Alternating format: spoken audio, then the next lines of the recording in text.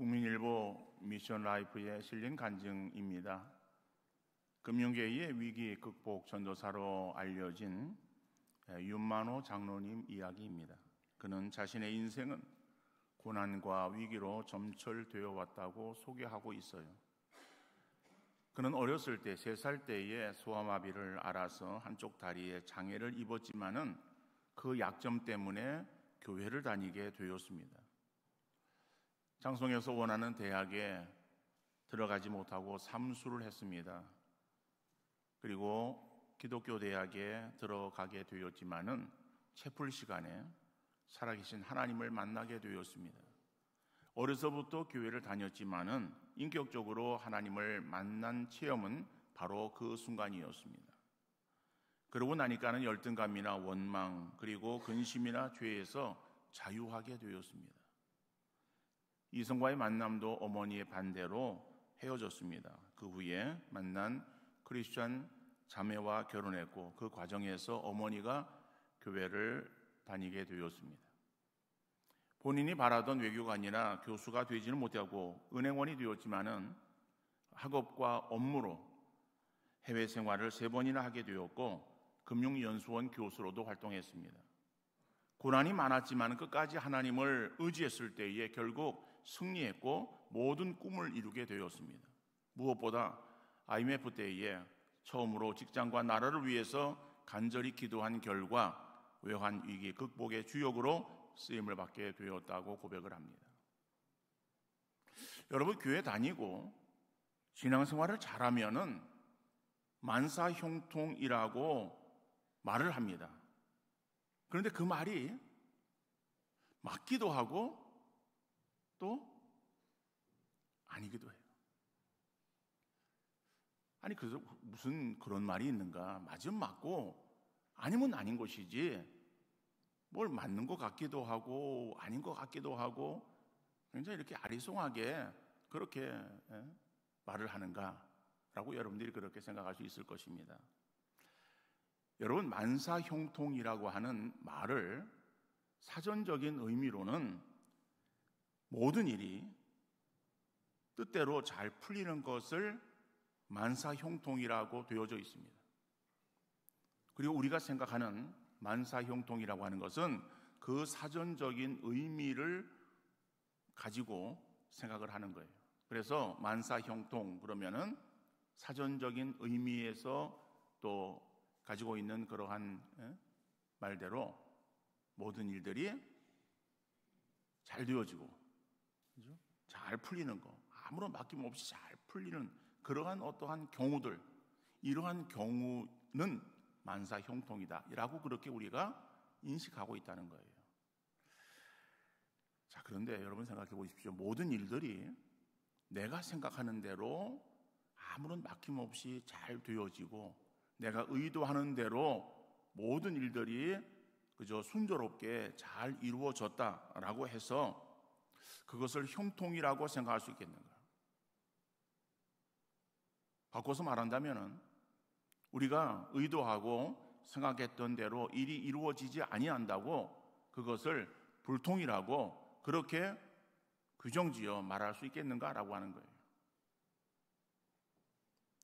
자, 만사형통이라고 할 때에 그것이 내 뜻대로 잘 이루어지는 것이 만사형통이라고 하면은 그 만사형통대로 일이 이루어지면은 결과적으로 내게 있어서의 다 유익되어지고 그리고 또 모든 일들이 다 좋아 보이는 그리고 좋게 여겨지는 그러니까 좋은 그러한 경우들 그렇게만 나타나는 현상으로 우리가 생각할 수 있지 않겠습니까? 그런데 내가 뜻하고 바랐던 그러한 일들이 내 뜻대로 이루어졌다 그래가지고 그것이 결과적으로 다 온전히 내게 유익한 것인가?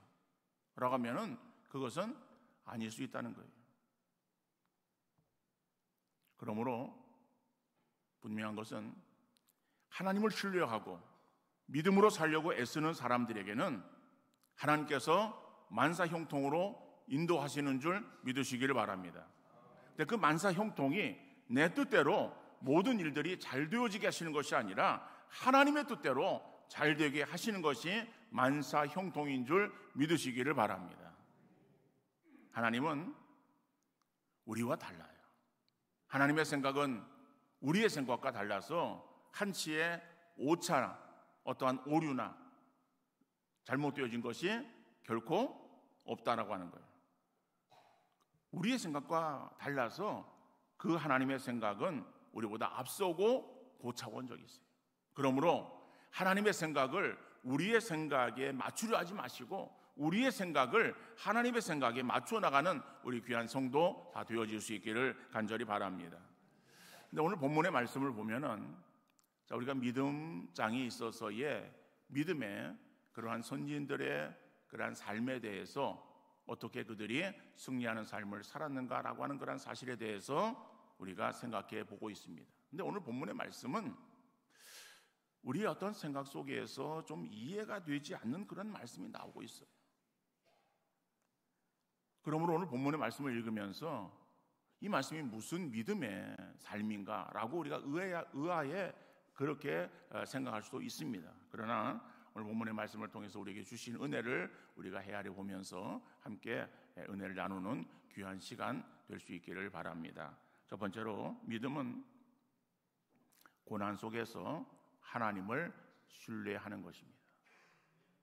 믿음은 고난 속에서 하나님을 신뢰하는 것이다. 오늘 본문 36절 37절 말씀 보니까는 또 어떤 이들은 조롱과 채찍질 뿐 아니라 결박과 옥에 갇히는 시련도 받았으며 돌로 치는 것과 톱으로 켜는 것과 시험과 칼로 죽임을 당하고 양과 염소의 가죽을 입고 유리하여 궁핍과 환난과 학대를 받았으니라고 말씀하고 있어요. 여러분, 우리가 믿음을 생각할 때 믿음은 양면성이 있다라고 볼 수 있습니다. 어떤 면에서 양면성이 있다라고 보는가 하면은 믿음에 있어서의 적극적인 면에 있어서의 어떤 승리하는 그러한 부분을 말하고 있습니다. 믿음으로 승리하는 그러한 삶을 우리가 볼 수 있습니다. 성경에 많은 부분에 있어서 정말 믿음의 사람들이 믿음으로 승리한 그러한 삶에 대한 그 기록들이 성경에 나와 있습니다. 자, 그러나 믿음이라고 하는 것은 그러한 어떠한 그 승리하는 면만 믿음이라고 말할 수 있는 것은 아니다라고 하는 거예요. 어떤 소극적인 면에서 고난도 믿음이라고 말할 수 있어요. 그런데 믿음이 승리하는 것이라고 하는 말에는 동의할 수 있는데 고난이라고 하는 말에는 동의하기가 곤란하다라고 생각할 수 있습니다. 여러분, 우리 믿음 생활에 있어서 고난이라고 하는 과정을 통과하지 않으면은 우리의 신앙은 온전한 모습으로 성숙되지 못하는 거예요. 연속적으로 승리하는 삶이 이어지면은 우리가 좋을 것으로 생각합니다. 그러나 연속적인 그러한 승리의 삶 속에 오히려 신앙이 나태해지고 그리고 교만해져서 결국 신앙에서 이탈되어 버리고 마는 거예요. 그러므로 고난이라고 하는 것, 우리가 만나기 싫은 거예요. 고난을 좋아하는 사람이 어디 있겠습니까?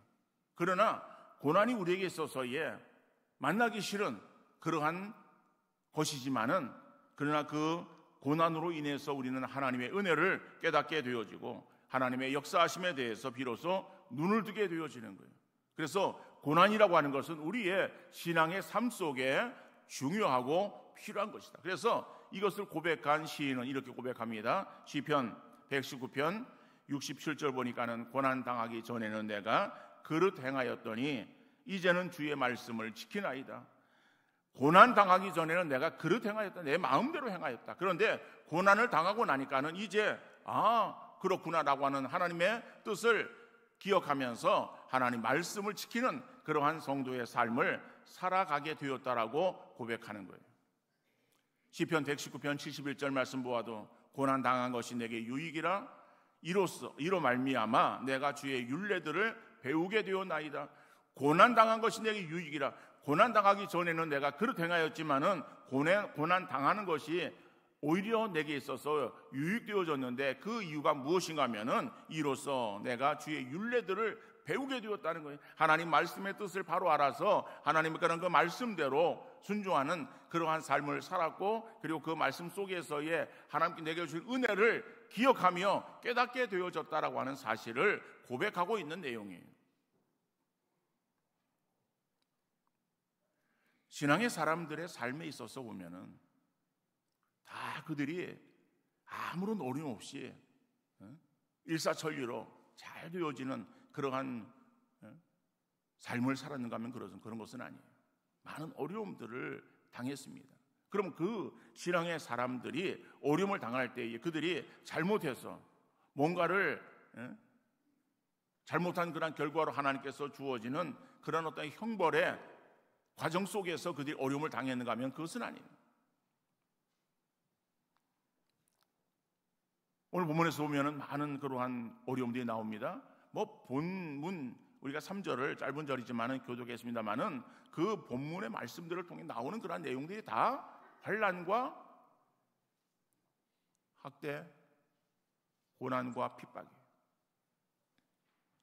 자, 이러한 어려움들은 어떤 특정한 사람들이 당한 특별한 어려움이 아니었어요. 이거는 그 초대교회 당시에 성도들이 당했던 그런 어려움들을 다 그냥 열거한 내용들이에요. 탈무드에 이런 격언이 있다고 합니다. 밝은 세상은 눈의 동공을 통해서 볼 수 있다. 여러분, 동공이라고 하는 것은 우리 눈의 그 검은 눈동자를 동공이라 그러죠. 눈의 검은 부분을 통해 세상을 볼 수 있다는 말은 인생 또한 어두운 부분을 거쳐야만 제대로 된 삶을 살 수 있다는 가르침을 주기 위한 거예요. 장자크 루소는 에밀리라고 하는 그의 저서에서 이렇게 말을 합니다. 만약 내게 가난한 집 아이와 부자 집 아이 둘을 데리고 와서 누구를 가르칠 것인가 선택하라라고 말한다면은 나는 서슴없이 부자 집 아이라고 말할 것이다 라고 그렇게 말하고 있어요. 왜 부자 집 아이를 가르치겠다라고 선뜻 그렇게 대답을 하겠는가? 무슨 자기에게 유익이 있다고? 자기에게 유익이 있어 그런 것이 아니에요. 가난한 집 아이는 가난이라고 하는 그러한 그 과정들을 통해서 많은 것들을 그가 배우고 깨달은 그러한 사람이에요. 그런데 부잣집 아이는 그런 것들을 경험하지 못했기 때문에 많은 것들이 부족한 사람이에요. 그래서 이 루소는 바로 그 아이 가운데서 더 교육이 필요한, 많은 가르침이 필요한 부잣집 아이를 내가 가르치겠다라고 그렇게 말하고 있는 거예요. 가난 자체, 고난, 이것은 성경에서 저주로 그렇게 말하고 있지 않습니다. 성경은 인간의 불의와 죄를 저주와 연결시켰지만은 고난과 가난 자체를 저주라고 말씀하고 있지는 않아요. 인간은 고난과 가난이라고 하는 물결을 헤치고 통과할 때에 진정한 행복을 누릴 수 있기 때문에 그렇습니다. 여러분, 우리가 신앙생활을 행한다라고 할 때에 신앙생활을 행하는 것은 하나님에 대한 신앙생활이죠. 그러면 하나님과 또 택함받은 하나님의 백성과의 관계 속에서의 그 관계는 신뢰 관계가 되어야 돼요. 형성되어야 되는 거예요. 다시 말해 우리가 하나님을 믿음의 대상으로 섬기는 거예요. 하나님을 믿음의 대상으로 섬긴다라고 하는 것은 하나님을 우리의 믿음의 대상으로 보고, 그리고 우리를 하나님의 자녀로 볼 때에 그 관계는 서로 신뢰하는 믿음의 관계가 형성되어야 된다는 것이죠.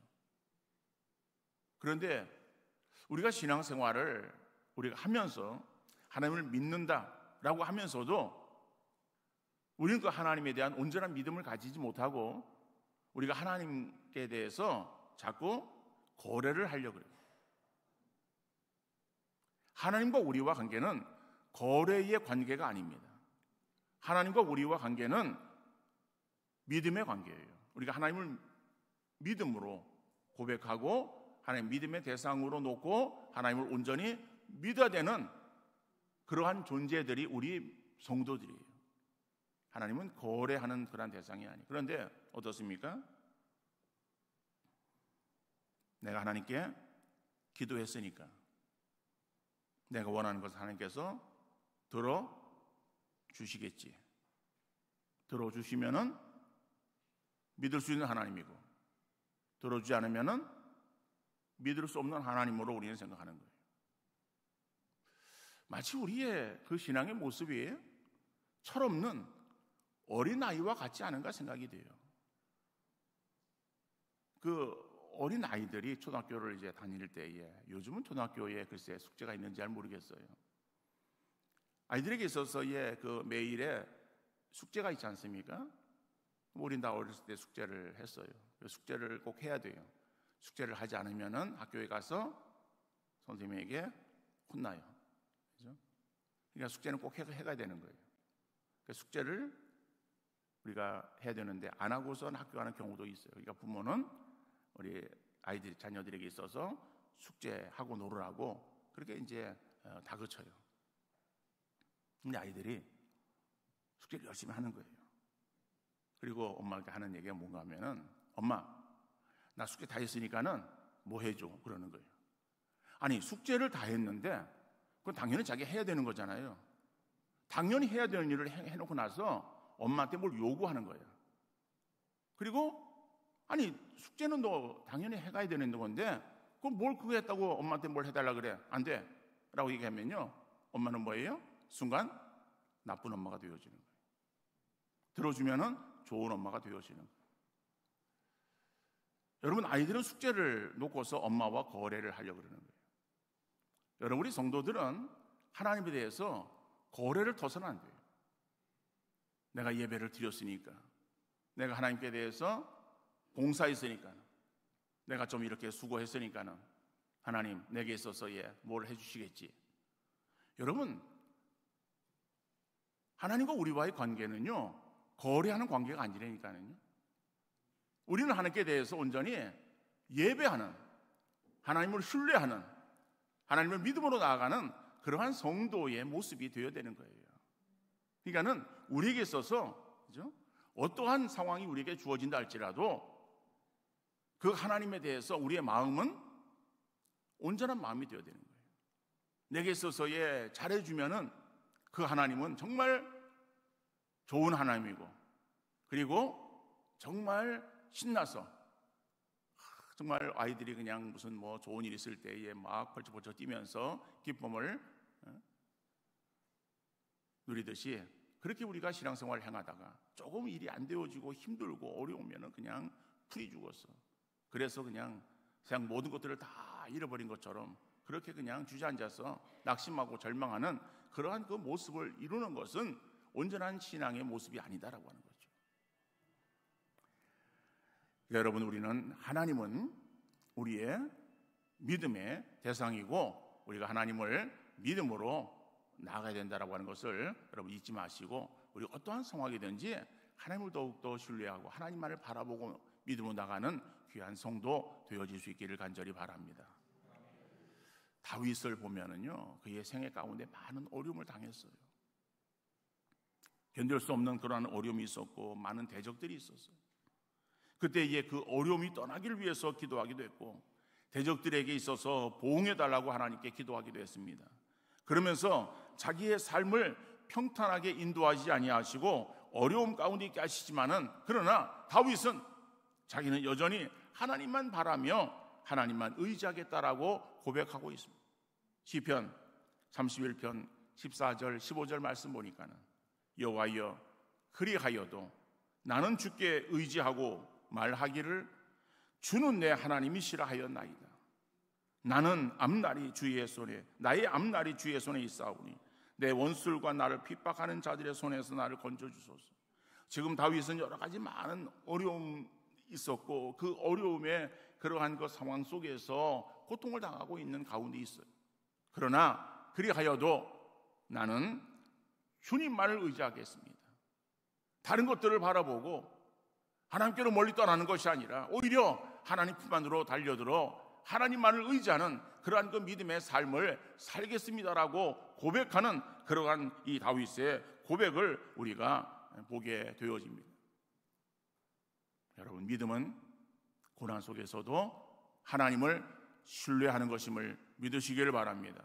우리의 삶이 어떠한 환경이 주어진다 할지라도 그 환경 바라보지 마시고 정말 하나님을 신뢰의 대상으로 삼고 나가는 우리들의 삶 속에 그 하나님에 대한 믿음을 잃지 말고 그 하나님에 대한 믿음으로 승리하시는 우리 귀한 성도 되어질 수 있기를 간절히 소망합니다. 두 번째로 보면 믿음은 고난 중에서 하나님의 영광을 보는 거예요. 오늘 본문 38절 말씀을 다시 한번 보면은 돌로 치는 것과 톱으로 켜는 것과 시험과 칼로 죽임을 당하고 양과 염소의 가죽을 입고 유리하여 궁핍과 환난과 학대를 받았으니 이런 사람은 세상이 감당하지 못하느니라. 그들이 광야와 산과 동굴과 도굴에 유리하였느니라. 물론 오늘 본문에 나오는 이 경우들은 당시의 초대교회의 성도들이 당했던 각종의 어려움들을 열거하고 있습니다. 그러나 그 어려움 가운데 있었던 성도들의 이름들은 열거되어지고 있지 않아요. 익명의 사람들로 나타나고 있어요. 그러나 그들은 정말 힘들고 어려운 오늘 이 경우들 하나하나를 생각해 볼 때에 정말 이러한 경우가 내게 닥친다라고 할 때에 내가 정말 그것을 감당할 수 있겠는가? 저 역시 감당하기 어렵다라고 생각이 되어지는 부분들이에요. 그러나 그들은 그것을 다 감당했어요. 그 감당한 사람들을 통칭해서 성경 뭐라고 말하고 있습니까? 세상이 감당하지 못하느니라. 세상이 감당할 수 없는 그러한 믿음을 가진 사람들이라고 그들에 대해서 종합해서 언급하고 있어요. 자, 그러한 믿음의 사람들, 정말 그런 믿음의 사람들, 그 믿음 어렵고 힘든 가운데서도 정말 하나님을 신뢰하는 믿음으로 나아갔다라고 먼저 말씀을 드렸습니다. 자, 그런데 이러한 그 여러 가지의 내용들을 볼 때에 우리가 다 그 내용들을 하나하나 일일이 우리가 살펴볼 수 있는 그러한 시간적인 여유도 없습니다. 그리고 살펴볼 그러한 특별한 이유가 없어요. 왜냐하면은 다 힘들고 어려운 그러한 일들이 이러한 경우 저런 경우만 다르지 다 그들이 어떤 생명을 내놓고 신앙생활을 행했다라고 하는 그러한 모습들을 우리가 알 수 있는 것이겠죠. 자, 그런데 그러면은 이러한 어려움들을 우리가 만날 때에 물론 우리도 이 땅에서 신앙생활을 감당할 때에 우리의 신앙의 모습도 어떤 경우에 있어서는 이들이 당하는 그러한 그 모습과는 다르지만은 그러나 우리에게도 감당할 수 없는 여러 가지 어려움들이 우리에게 닥칠 수도 있습니다. 주어질 수도 있어요. 그러면 그런 어려움들을 우리가 만날 때에 그냥 나 죽었소라고 그냥 묵묵히 참고 기다리는 것이 그것이 신앙인의 바른 자세일까라고 하는 거예요.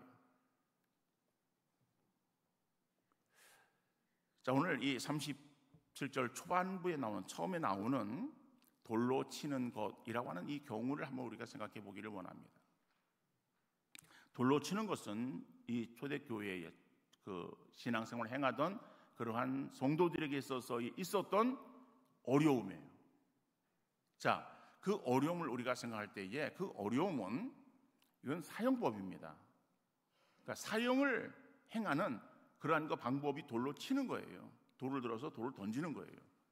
근데 이것이 로마가 이스라엘을 지배하고 있었던 그 당시에 로마가 지배하고 있었던 그 로마의 통치 영역이 미쳤던 그러한 곳에서는 이러한 사용법이 허락되어지지가 않았습니다. 공식적으로는. 그러나 유대 이스라엘 땅에서는 그들의 어떤 종교법으로는 돌을 들어서 그들을 사용을 시켰어요. 그러니까 종교법을 어겼을 때에. 그래서 그 유대 사회에 그 70인 공회가 있었습니다. 그 공회는 사내들은 공회라고 하는데 그 공회가 당시에 어떤 입법과 또 사법, 행정의 그러한 역할들을 감당하던 기관이었어요. 거기에서 이러한 사형을 시킬 수 있었던 그런 권한이 공회에 있었습니다. 근데 로마가 지배하고서 그 권한을 로마가 가져오고 그래서 사형은 로마의 재판에 의해서만 사형이 시행되어질 수 행했던 거예요. 그러나 암암리에 그 유대 사회에서 그 종교법을 자기들의 어떤 신앙의 법을 종교법을 어긴 율법을 어긴 그러한 사람들에게 이러한 일들을 행했던 것을 볼 수 있습니다. 요한복음에 보면은 현장에서 간음하다가 잡혀서 예수님에게 데리고 온 한 여인이 있습니다. 여인을 예수님 앞에 놓고 예수님에게 말하는 거예요. 이 여인이 현장에서 간음하다 우리에게 걸렸습니다. 자, 현장 범입니다. 어떻게 하면 좋을까요? 라고 물어요. 그런데 이거는 그들이 뭐 어떤 판결할 수 없어서, 그래서 그 판단이 어려움 때문에 예수님에게 와가지고 도움을 요청하는 것은 아니었습니다. 이미 그들은 결론을 짓고 왔어요. 결론을 짓고, 그리고 그를 처형하기 위해서 양손에 돌을 들고 왔어요. 돌로 그 여인을 치는 거예요. 그런데 데리고 온 것은 예수님을 시험하기 위한 거예요. 예수님 어떻게 말씀하시나 한번 두고 보자 라고 하는 것을 보기 위해서 데려온 거예요. 예수님은 사랑을 말씀하시는 거예요. 그래서 저 여인을 사랑해 주세요 라고 말한다면은 당신은 왜 율법을 어깁니까? 라고 올무를 걸 수 있는 거예요. 그런데 이 여인을 그냥 용서해 주세요 라고 말한다면 율법을 당신은 어겼습니다 라고 말할 수 있는 거예요. 이거는 예수님에게 있어서는 진퇴양난의 그런 위기를 만나게 되어진 거예요. 어떠한 뭐 그 내용 우리가 다 뭐 알고 있는 내용이고 또 뭐 그 지금 다 살필 수는 없습니다. 어떻든 간에 예수님께서는 그것을 지혜롭게 풀어가지고 가시고 또 그들의 마음의 양심의 가책을 받게 하세요. 그래서 성경은 뭐라고 말하는가 하면은 그들이 양심의 가책을 받고 들었던 돌들을 다 놓고 그 자리를 떠났다라고 말해요. 예수님께서도 그 여인에게 다시는 가서 죄를 짓지 말라고 말씀하시고 여인을 돌려보냅니다. 자, 그 상황 속에서 우리가 알 수 있는 것이 이 여인이 현행범이고 현행범을 처형하기 위해서 돌을 들어서 그 여인을 치기 위해서 돌을 들고 왔구나라고 하는 것을 알 수 있는 거예요. 사도행전 7장에 보면은 스데반이 나옵니다. 스데반이 이제 53절까지에서는 설교가 나와요. 긴 설교가 나옵니다.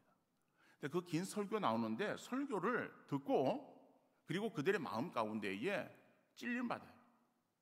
그러니까 설교를 듣고 찔림 받으면은 회개하고 돌이키는 것이 정당한 것 아니겠습니까? 그런데 성경에 보니까는 그 유대인들이 그런 것이 아니에요. 사울이 이끄는 그러한 그 유대의 폭도들이에요. 그 폭도들이 그 스데반을 지금 죽이려고 지금 이를 알고 있는 거예요. 근데 그러니까는 그러한 설교 말씀을 들을 때에 그 말씀이 자기들의 찔림이 되어서 회개하는 것이 아니라 오히려 더 이를 갈았어요. 그래가지고 결국 돌을 들어서 스데반을 칩니다. 근데 그거는 당시 아까도 말씀드렸듯이 당시에 유대 사회에 있어서의 정상적인 사형법이 아니에요.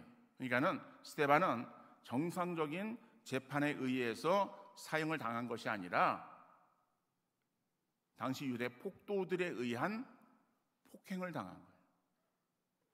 자, 돌에 맞아서 이제 죽어갑니다. 돌이 날아옵니다. 그 돌이 날아오는 그러한 그 상황 속에서 스데반은 이렇게 기도합니다. 사도행전 7장 55절 보니까는 스데반이 성령 충만하여 하늘을 우러러 주목하여 하나님의 영광과 및 예수께서 하나님 우편에 서신 것을 보고라고 말씀합니다. 스데반 집사는 성령이 충만했고 하나님의 영광과 인자가 하나님 우편에 서신 것을 보면서 돌에 맞아 순교하는 거예요. 그러면서 돌에 맞아 순교하면서 스데반은 눈을 들어 하나님의 영광을 보는 거예요. 표준 세번역 성경으로 이 본문을 다시 보면 이렇습니다.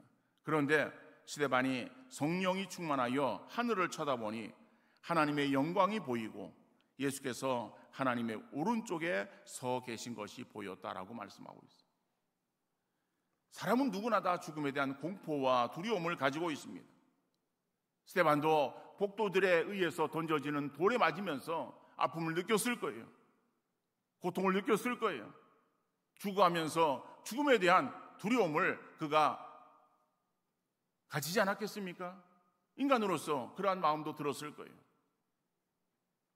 그러나 하나님께서 그 스데반에게 있어서 스데반은 성령 충만했어요. 성령 충만한 그 스데반에게 있어서의 눈을 열어주시고 그리고 하늘의 광경을 그로 하여금 보게 하시는 거예요. 그 하늘의 광경이 어떤 광경인가 하면은 그가 하나님의 영광을 보았어요. 예수께서 하나님 우편에 서신 것을 보았어요. 여러분, 이 광경을 보게 하신 것이 무엇인가 하면은 너의 모든 수고가 마친 뒤에 이 영광의 자리에 참여할 수 있겠다, 참여할 것이다 라고 하는 것을 보여주시는 그러한 그 상황이에요. 여러분, 스데반만 그런 영광의 자리에 들어가는 것이겠습니까? 바울도 디모데에게 편지하면서 유언적인 내용으로 고백한 그러한 내용이 디모데후서 4장 7절에 나오는 말씀이에요. 내가 믿음을 지켰으니 이제 후로는 나를 위하여 의의 면류관이 예비되었다라고 말하고 있어요. 그러니까는 바울도 그가 정말 살아가면서 무엇을 소망하며 나갔는가 하면은 자기에게 주어질 의의 면류관, 하늘의 그 영광스러운 의의 면류관을 소망하며 믿음으로 나갔던 사람이에요.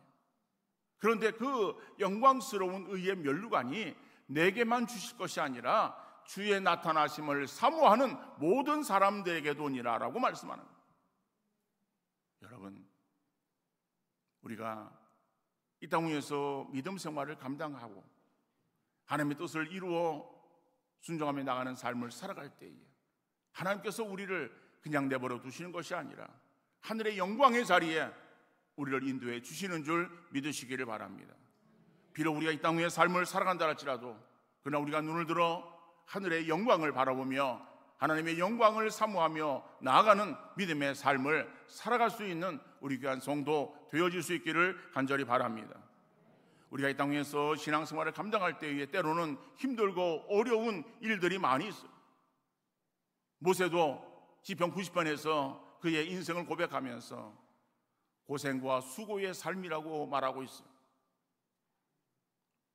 그러나 그러한 고생과 수고의 삶으로 끝나는 것이 아니라 하나님께서 힘들고 어려울 때에 하나님을 바라보는 믿음으로 나갈 때에 하나님은 우리의 목자가 되셔서 우리의 길을 선하게 인도해 주시는 줄 믿으시기를 바랍니다. 우리와 동행하시는 하나님은 우리의 마음을 평강으로 인도해 주실 줄 믿으시기를 바랍니다. 비록 신앙생활이 힘들고 어렵다고 할지라도 하나님께서 허락하시는 하늘의 영광을 바라보며 소망으로 나갈 수 있는 우리 귀한 성도 되어질 수 있기를 간절히 바랍니다.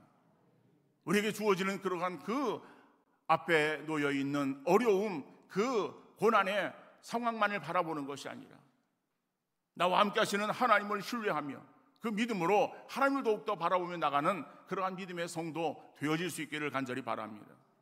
믿음으로 승리하시는 여러분들 되어질 수 있기를 간절히 바랍니다. 믿음은 하늘의 영광을 소망하며 하나님께서 주시는 그 영광 가운데에 함께 참여하여 그 영광스러움에 우리가 동참해서 정말 기쁨을 누리는 아름다운 삶 우리에게 풍성하게 이루어질 수 있기를 주님 이름으로 축원합니다.